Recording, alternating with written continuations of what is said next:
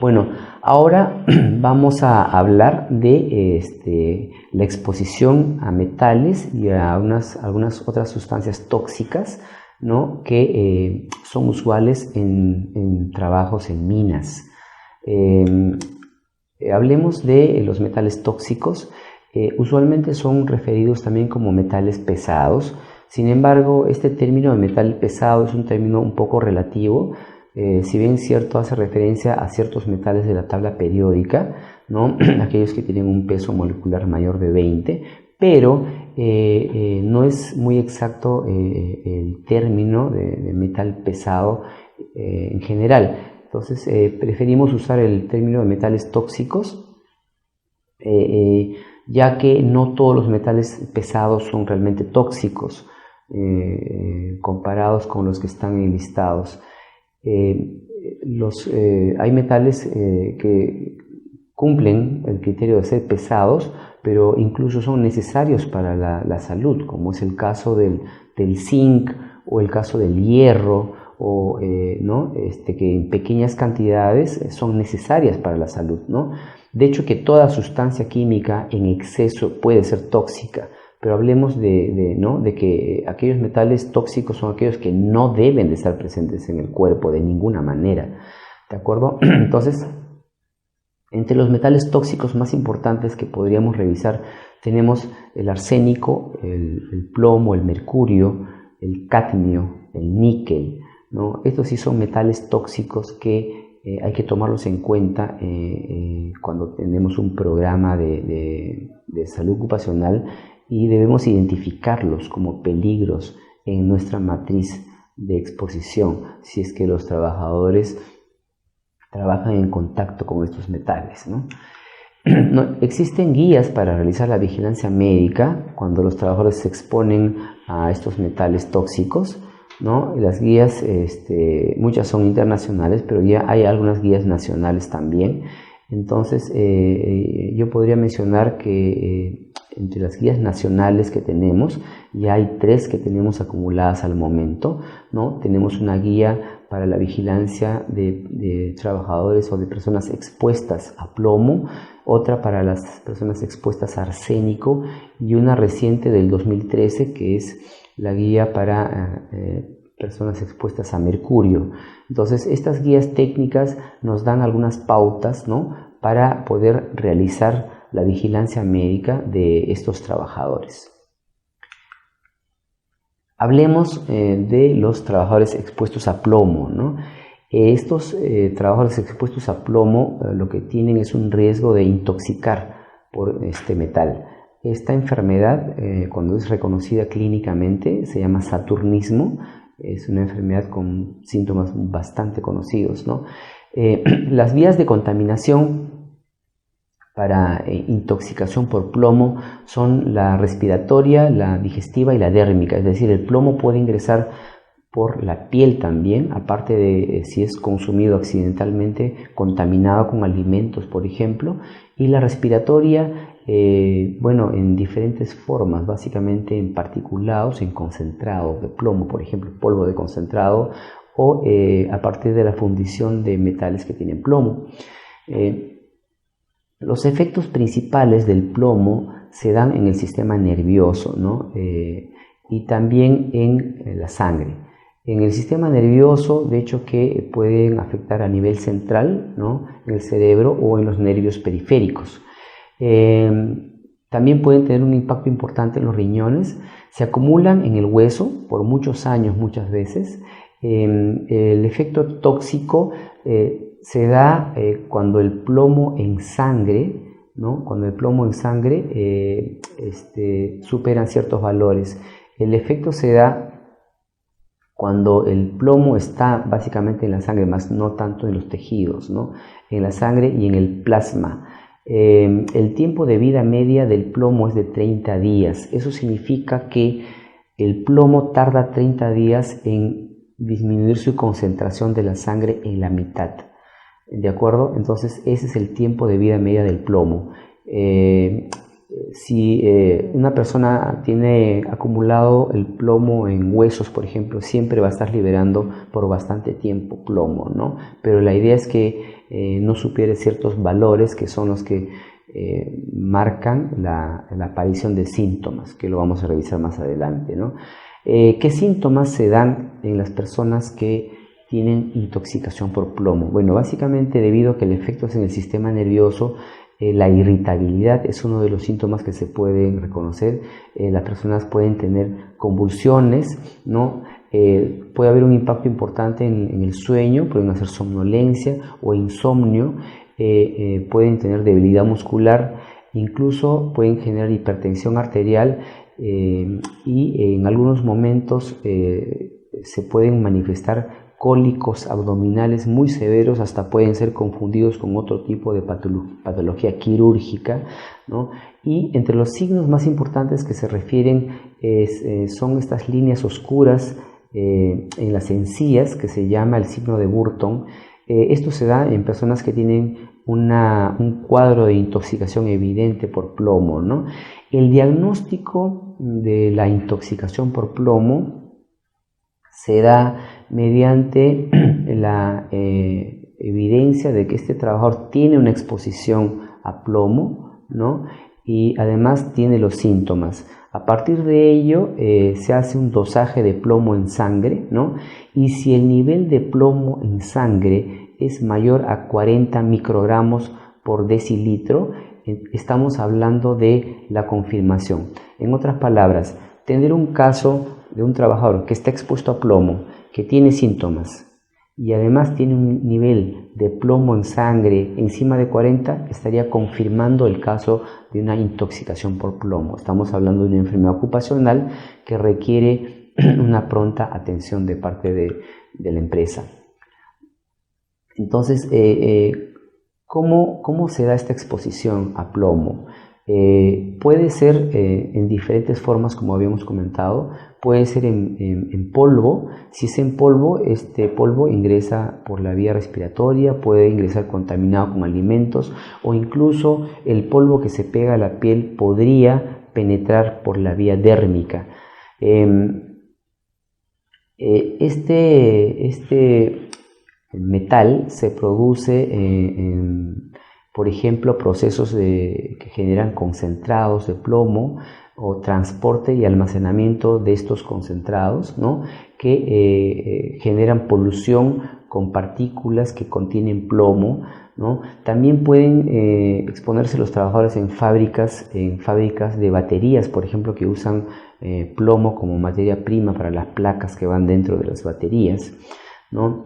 Y generan, bueno, partículas, ¿no? Por el roce que tienen estas placas de plomo, pueden generar polvo de plomo también, ¿no? Los humos de plomo se pueden generar por calentamiento de metales que tienen plomo, ¿no? Los humos ingresan por vía respiratoria, su efecto tóxico es mucho más rápido, son partículas mucho más pequeñas que ingresan por la vía respiratoria, llegan a los alvéolos y pasan a sangre directamente, ¿no? Entonces, los humos son partículas muy pequeñas que atraviesan fácilmente la membrana alveolar, ¿no? Y estos humos, como digo, se presentan por calentamiento a altas temperaturas de metales que contienen plomo, ¿no? Entonces se dan, por ejemplo, en fundiciones.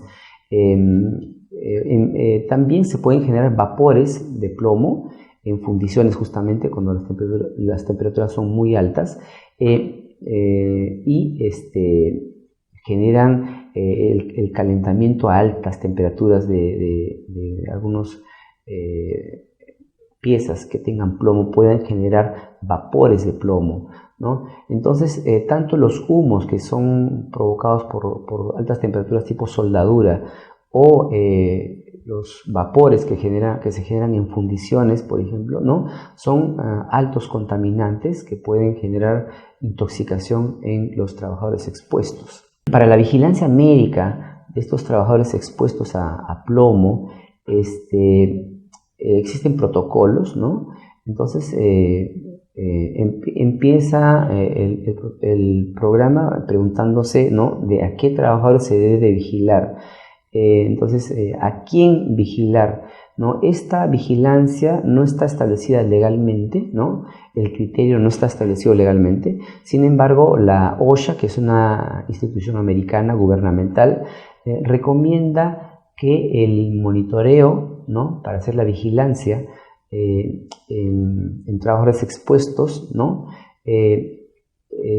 Empiece cuando la exposición supera el nivel de acción. Es decir, la vigilancia médica debiese iniciar cuando los trabajadores en el ambiente de trabajo se exponen a niveles de plomo mayor que el nivel de acción, que es la mitad del límite máximo permisible.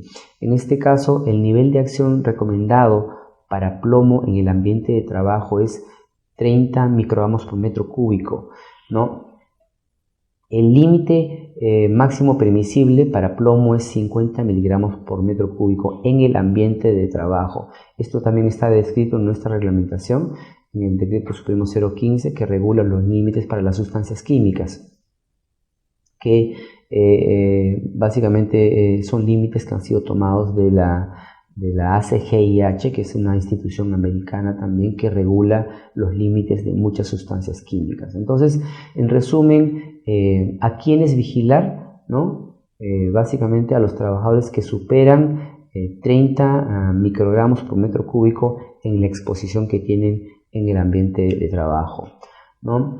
Ahora, cuando se vigila desde el punto de vista médico a un trabajador que está expuesto sobre el nivel de acción de plomo en el ambiente de trabajo, ¿no? El parámetro que se utiliza es el plomo en sangre, ¿no? Es el parámetro universal, que es la prueba más importante que se realiza para vigilar médicamente a las personas que están expuestas a plomo en el ambiente de trabajo, ¿no? Se pueden usar otras sustancias, fluidos biológicos, como por ejemplo la protoporfirina zinc, que se utiliza si es que el valor de plomo excede el valor de referencia en sangre, ¿no? Entonces se puede adicionar el dosaje de protoporfirina zinc en orina.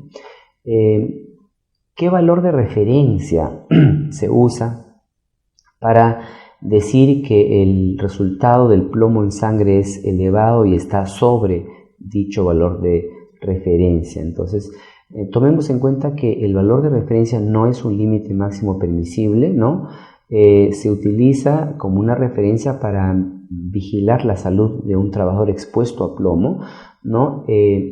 Según la resolución 511 del Ministerio de Salud, se toma como referencia para los varones 40 microgramos por decilitro de sangre, y en mujeres se toma 30 microgramos por decilitro de sangre. Estamos hablando de trabajadores y mujeres expuestos, es decir, trabajadores, ya que en población general los valores de referencia son diferentes. Estamos hablando de 10 microgramos por decilitro. Sin embargo, la ACGIH, que es una institución americana que regula los límites máximos permisibles, recomienda que el valor de referencia sea 30 microgramos por decilitro. Es decir, este valor podría ser, si queremos ser bastante protectores, el valor que podríamos tener de referencia cuando hacemos la vigilancia médica de los trabajadores que se exponen a plomo, ¿no? La vigilancia médica de estos trabajadores implica contar con un protocolo de acción para ver qué hacemos según los resultados que obtenemos de los dosajes que podamos hacer de plomo en sangre. Entonces, tomando el corte de 30 microgramos por metro cúbico de exposición como personas que están expuestas a este valor en el ambiente de trabajo y requieren vigilancia médica, entonces el protocolo empieza por ahí. Entonces, las personas que están expuestas a más de 30 microgramos por metro cúbico deben de entrar al programa de vigilancia médica en base al dosaje de plomo en sangre. Entonces, según los resultados, la categoría 1 la forman los trabajadores que tienen un resultado de plomo en sangre menor a 15 microgramos por decilitro. Entonces, estos trabajadores van a requerir un control anual, ¿no? La categoría 2 es si el resultado de plomo en sangre está por debajo de o no pasa los 30 microgramos por decilitro. Entonces, si un trabajador está en este rango, va a requerir un control cada 6 meses, es decir, por encima de 15 o debajo de 30. En ese rango, el trabajador va a requerir un monitoreo de plomo en sangre cada 6 meses. Si el plomo en sangre iguala o supera los 30 microgramos por decilitro y esté debajo de los 40, entonces va a requerir un control cada 3 meses y adicionalmente se le puede hacer una medición de protoporfirina zinc, como habíamos comentado hace un momento. Y la última categoría, la cuarta, es si el plomo en sangre iguala o supera los 40 microgramos por decilitro de sangre. En este caso estamos hablando de un trabajador que tiene ya una evidencia importante de plomo en su organismo y por lo tanto debe ser retirado del puesto de trabajo, ¿no? Debe ser reubicado temporalmente, ¿no? Debe tener un monitoreo mensual de plomo en sangre, ¿no? Para verificar que éste empiece a disminuir. No se olviden que una persona que ya no está expuesta reduce cada mes la concentración de plomo en sangre a la mitad, porque el tiempo de vida media del plomo es de 30 días. Entonces, y adicionalmente se le puede evaluar con protoporfirina zinc en orina hasta lograr que ésta sea menor a 7 miligramos por gramo de hemoglobina. Por otro lado, tenemos otro metal tóxico que es bastante frecuente en la minería. Está en el suelo en todas partes, pero de hecho que con los metales que se producen muchas veces se encuentra mayor asociación con este metal, que es el arsénico. El arsénico puede producir intoxicación en las personas expuestas. Es más, en muchos casos el arsénico ha sido un contaminante de aguas, de fuentes de agua natural, y se han identificado a veces poblaciones completas que han sido intoxicadas por aguas que han consumido, que han estado contaminadas con arsénico en forma natural. Entonces, en minería, de hecho que el arsénico está presente en los concentrados que se producen y a veces tienen concentraciones bastante altas en dichos concentrados que incluso disminuyen la calidad de los concentrados. Entonces, el arsénico, al igual que el plomo, puede contaminar a los trabajadores por vía digestiva, por vía respiratoria y por vía dérmica también. El arsénico tiene un efecto importante en el aparato digestivo, en la piel, también tiene un efecto en el sistema neurológico, en el sistema vascular, y el arsénico, a diferencia del plomo, es un metal que está asociado a algunos tipos de cánceres, ¿no? Por ejemplo, el cáncer de pulmón, el cáncer de vejiga, el cáncer de riñón y un tipo de cáncer de piel que también está asociado a la intoxicación por arsénico.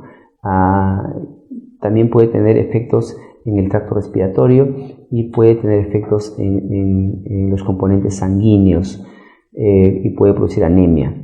El tiempo de vida media del arsénico es de 10 horas, es decir, la concentración de arsénico en nuestro organismo puede reducirse a la mitad luego de 10 horas de exposición. Entonces, como ven, tiene un tiempo de vida media bastante corto, ¿no? Lo que puede permitirnos desintoxicar rápidamente a una persona que está contaminada con arsénico, ¿no? Los síntomas principales que se reconocen en personas que están intoxicadas por arsénico son las típicas lesiones dérmicas, que son lesiones en alto relieve que se muestran incluso en las palmas de la mano y en la planta de los pies, ¿no? Son tipo verrucosas, ¿no? que se han descrito mucho en personas que han consumido arsénico crónicamente con aguas contaminadas, por ejemplo. También pueden presentarse síntomas como diarreas, náuseas, dolor de cabeza, temblores por el efecto neurológico que tienen y muchos otros síntomas que serán evaluados por el médico ante la sospecha en personas expuestas. El diagnóstico, al igual que en otros metales, se hace primero en base al antecedente de exposición. De hecho, que para hacer el diagnóstico de intoxicación por arsénico tiene que existir la exposición. Si los síntomas son compatibles con una intoxicación por arsénico, pero no existe tal exposición, no podemos concluir que se trata de una intoxicación por arsénico. Tiene que existir el antecedente de exposición a arsénico en alguna de las formas. Y de modo que si tenemos la exposición, tenemos los síntomas, entonces nos falta verificar el contenido de arsénico en el organismo para llegar al diagnóstico. En este caso, el arsénico se evalúa en la orina, ¿no? Y el valor de referencia es tener orinas con concentraciones mayores a 100 microgramos por litro de orina. Entonces, este hallazgo confirma una intoxicación por arsénico. La exposición a arsénico se da, por ejemplo, en forma de polvo cuando se procesan concentrados, por ejemplo, que tienen contenidos importantes de arsénico, cuando se transportan o se almacenan los concentrados, ¿no?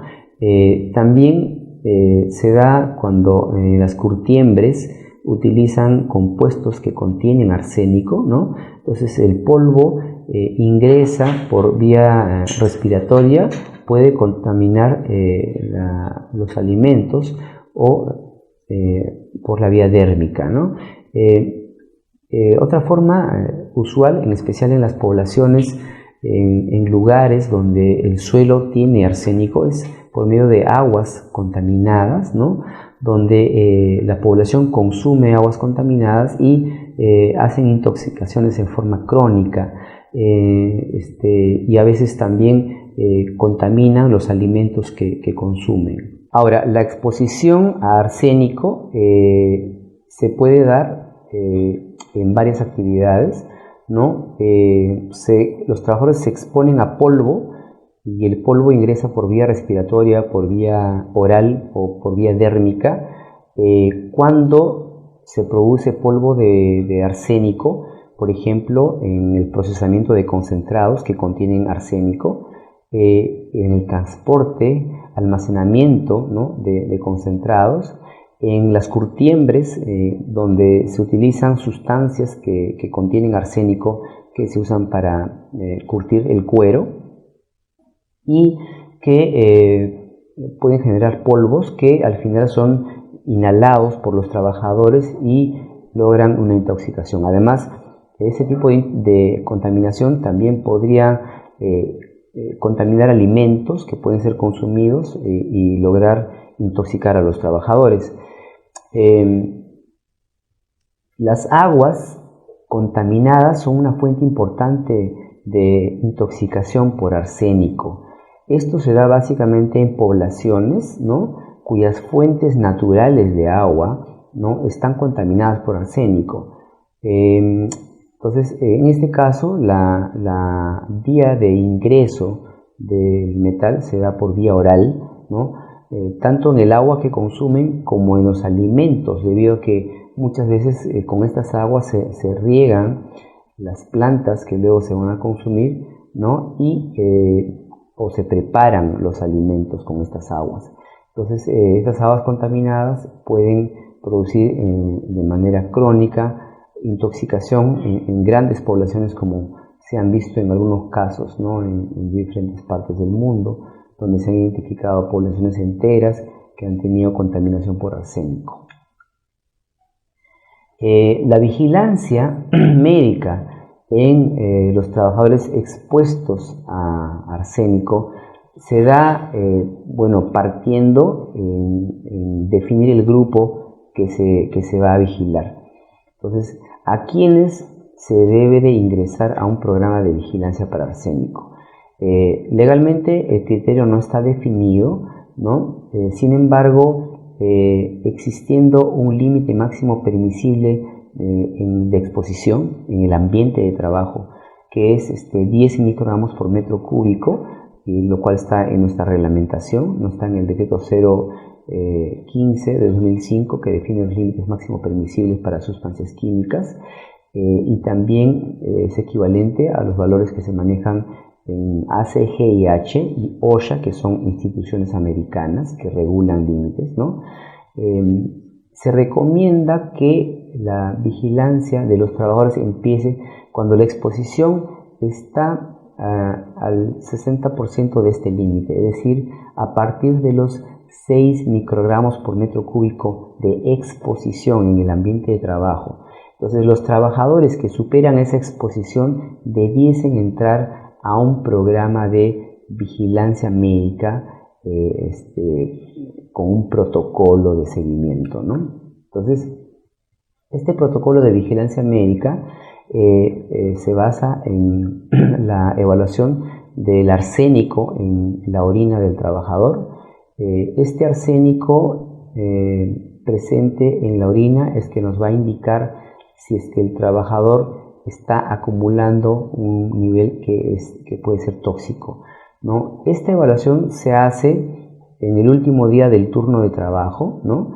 Cuando se asume que el trabajador tiene la mayor exposición, ¿no? El valor de referencia para arsénico en la orina es de 100 microgramos por decilitro, ¿no?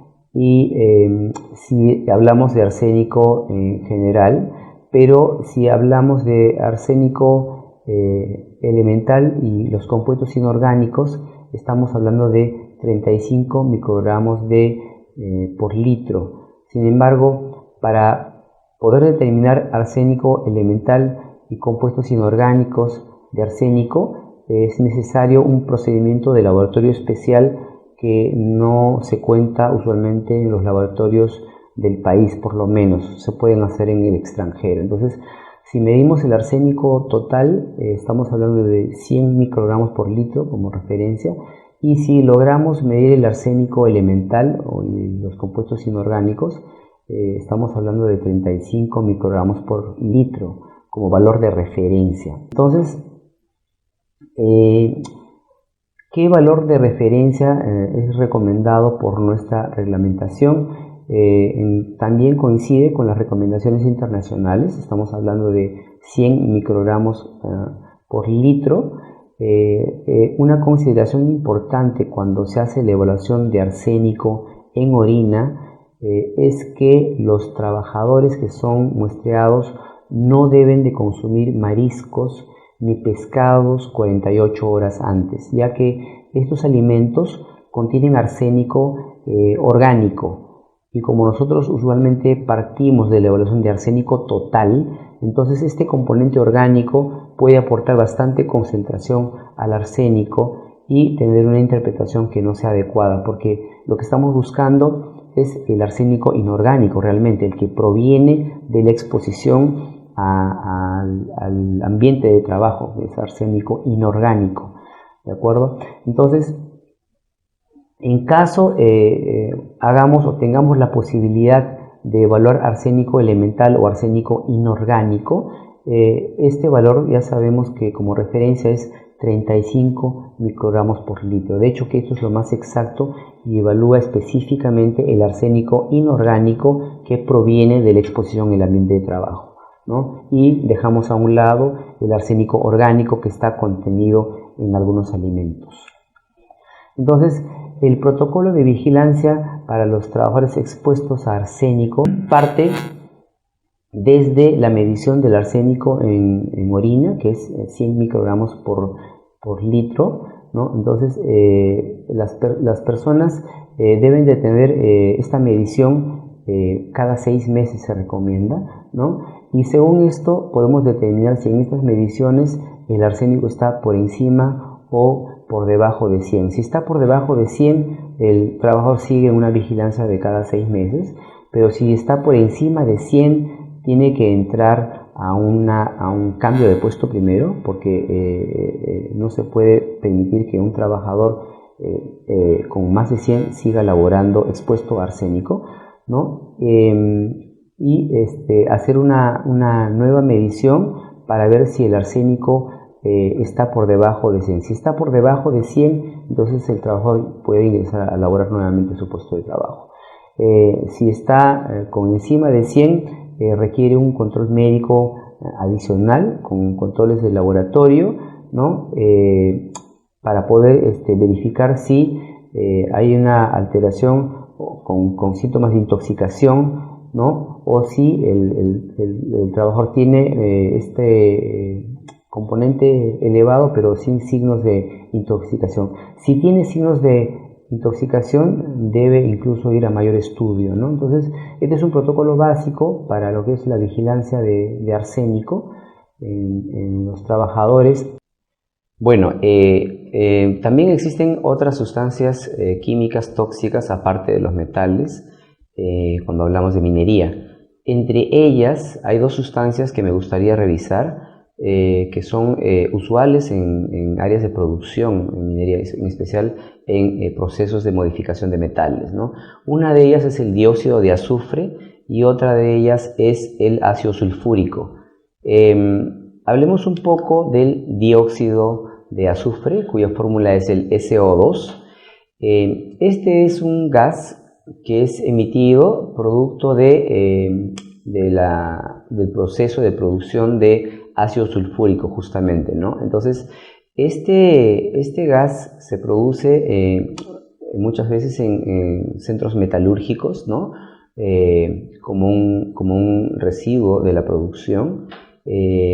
Por ejemplo, es muy conocido, ¿no? El hecho de que en La Oroya, en el centro metalúrgico de La Oroya, había una importante producción de ácido sulfúrico que se emitían por las chimeneas de la planta. Igualmente, en la fundición de hilo hay una producción importante.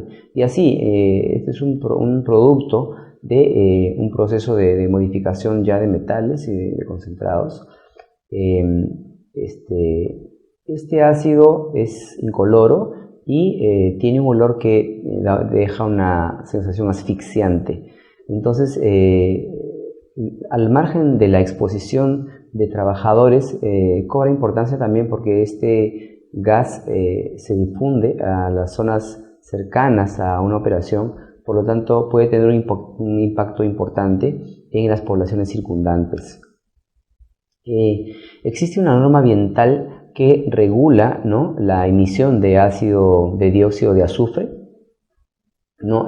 Hasta el 2013 se manejaba un límite máximo de emisión de 80 partes por millón, pero en el 2014 entraría en vigencia una norma de tipo ambiental que limita la emisión de dióxido de azufre a 20 partes por millón, ¿no? Esto ha causado bastante preocupación en productores mineros, ¿no? Porque es un límite bastante estricto, es uno de los más estrictos a nivel mundial y la verdad es que las fundiciones no han encontrado aún la tecnología para poder cumplir con este límite.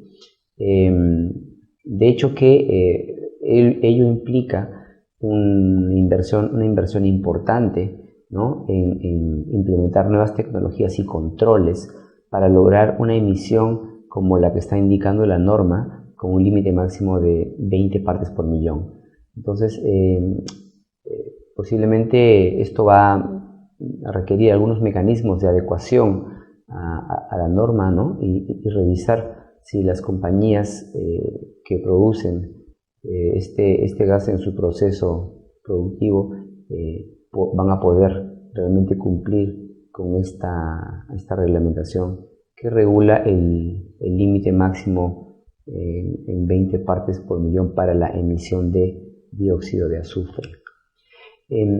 acorde al Decreto Supremo 015 del 2005, que regula los límites máximos permisibles para exposición de trabajadores, ¿no? No confundamos la emisión y el control ambiental que se tiene sobre el ambiente de trabajo con el nivel de exposición que tienen los trabajadores, que es otra cosa, ¿no? Entonces, cuando hablamos del nivel de exposición de los trabajadores a dióxido de azufre, entonces usamos como referencia esta norma de límites máximo permisibles para sustancias químicas, donde se define que para 8 horas de trabajo el límite máximo permisible es 2 partes por millón, es decir, los trabajadores no debiesen exceder este valor, que es el valor establecido como máximo al que una persona podría tolerar durante 8 horas de trabajo, ¿no?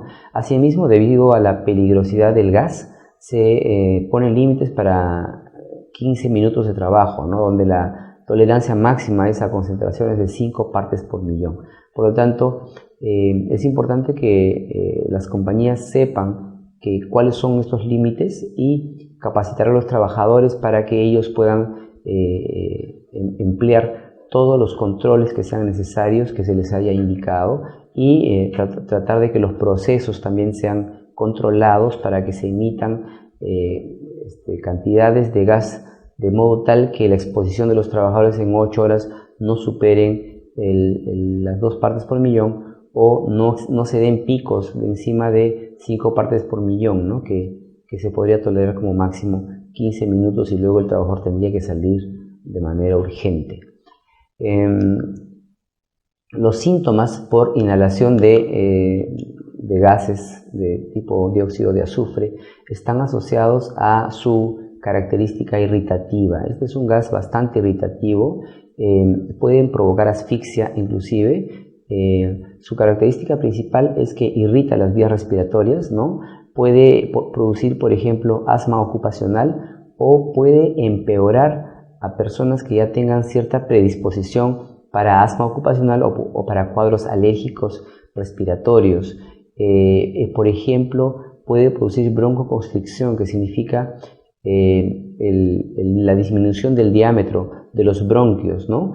Lo cual es la patología que produce el asma bronquial también, pero sin embargo, sin necesidad de llamarlo asma, en episodios puntuales puede producir este efecto de broncoconstricción en una exposición aguda.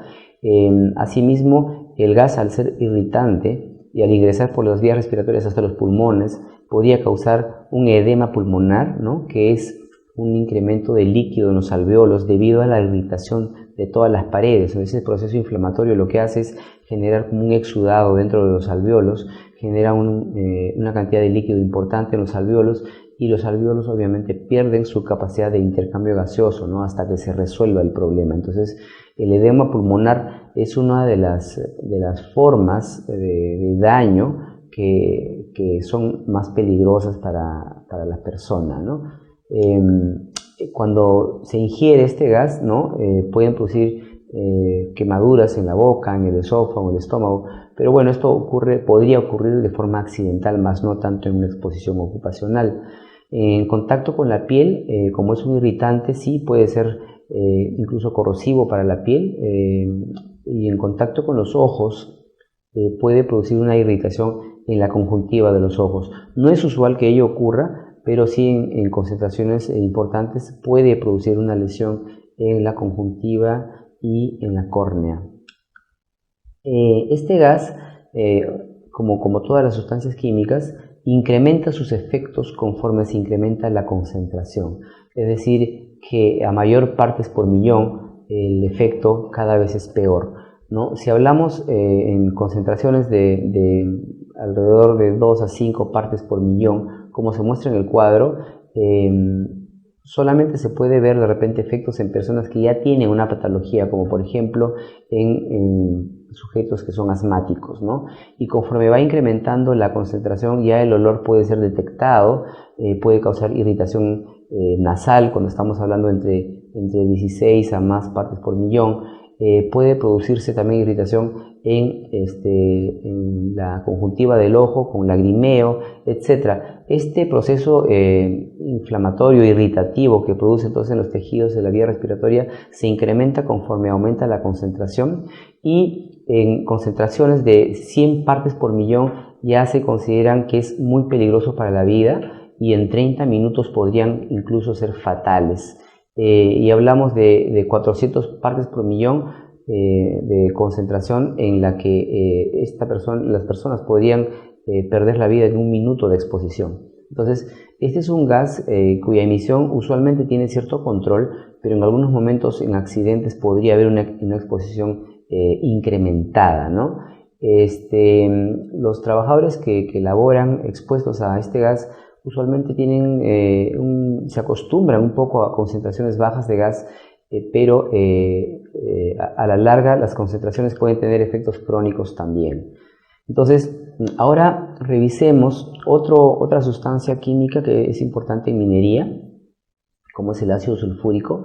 El ácido sulfúrico es una sustancia que se utiliza como un insumo, ¿no?, en la minería, en especial en la minería que produce cobre, ¿no? Es un gas que no es muy volátil, es decir, las soluciones de ácido sulfúrico, si bien es cierto, liberan moléculas en estado gaseoso, ¿no?, pero esto no es muy usual, ¿no? Lo que sí, existen circunstancias donde se generan neblinas ácidas, que son pequeñas partículas de la solución en forma de niebla, neblinas ácidas, o humos en algunos otros procesos. Estas neblinas ácidas se producen, por ejemplo, en procesos de lixiviación, donde se logran producir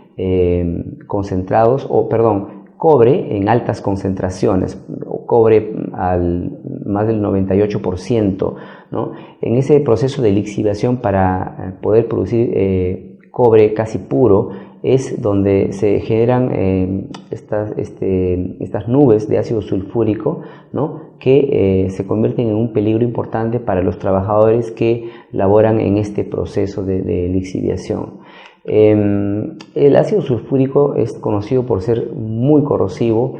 Según nuestra norma de límites máximos permisibles, el Decreto Supremo 015 del 2005, indica que el límite máximo permisible para 8 horas es de 1 miligramo por metro cúbico, y también tienen un valor pico para 15 minutos que es de 3 miligramos por metro cúbico. Entonces, si se superan estos valores, de hecho que el riesgo de sufrir alguna consecuencia en la salud se incrementa también.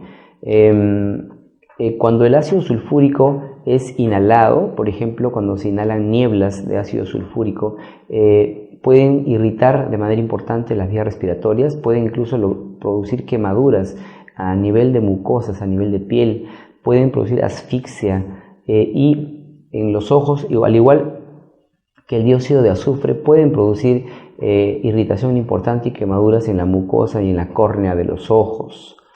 Entre los efectos crónicos del ácido sulfúrico, por la inhalación de nieblas, principalmente de ácido sulfúrico, entonces también se establecen procesos de irritación de las vías respiratorias, incluyendo la laringe, ¿no?, la tráquea, los bronquios, y dificultad respiratoria a la larga, ¿no?, básicamente por un proceso de inflamación en estas vías que disminuyen el diámetro, la luz de estos conductos respiratorios, ¿no? Entonces producen dificultad respiratoria, por ejemplo, cuando hay broncoconstricción o cuando este proceso inflamatorio irritativo se incrementa.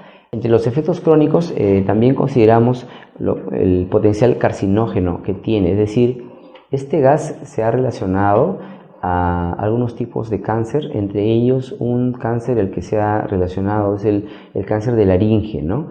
Hay países que en sus procesos, al producir cobre con cátodos, ¿no?, de cobre, y producir cobre de alta pureza, utilizan este ácido como uno de los insumos, y en estas plantas de producción, ¿no?, existen trabajadores que están a cargo de los procesos, ¿no?, de la supervisión y de la operación de estas plantas. y han habido incluso denuncias por asociar la exposición a estas neblinas ácidas con cánceres de laringe. En países como Chile, por ejemplo, que hay una cantidad importante de casos de cáncer de laringe que han asociado a la exposición con ácido sulfúrico. En exposiciones crónicas, incluso el ácido sulfúrico puede producir lesión de las piezas dentarias que incluso podrían llegar a destruir la corona de los dientes, ¿no? Entonces eso es uno de los efectos crónicos que podría darse cuando los trabajadores se exponen permanentemente a ácido sulfúrico. En la piel, debido a su efecto irritante, ¿no? La piel básicamente hace contacto cuando se manipulan soluciones de ácido sulfúrico diluida, ¿no? Y producen desecación en la piel, pueden producir úlceras en las manos, pueden producir inflamación crónica e incluso con complicaciones infecciosas en los tejidos, incluso con afección importante en las uñas de las manos. Entonces, si bien es cierto, no es muy común la exposición directa a ácidos como el ácido sulfúrico en solución. De hecho, que accidentalmente podría producir, y es importante que sepamos qué efectos podría provocar en la piel, ¿no? Entonces, con esto cerramos la parte de sustancias químicas importantes desde el punto de vista tóxico en la minería.